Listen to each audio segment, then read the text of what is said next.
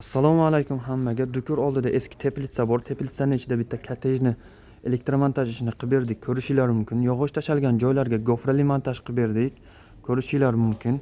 Bu yer koridor, ya'ni hol. Bu yer devor bo'lar ekan.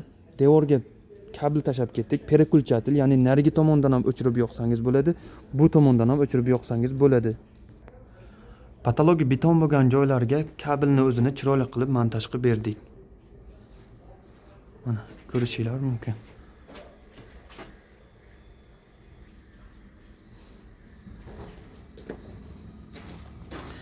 Xo'p, bu yerga shitimizni mo'ljallaganmiz. Shitimizga 1/6 zazimlina kabel tashaganmiz. Zazimlinamizga 3 ta ugolnik urganmiz. 3 burchak qilib turib, peremechkasiga atsenkovoy palasa urdik. Mana ko'rishingiz mumkin. Chirib ketmasligi uchun. Kimga shunaqa xizmatlar kerak bo'lsa, aloqaga chiqaverasizlar. Hammaga rahmat.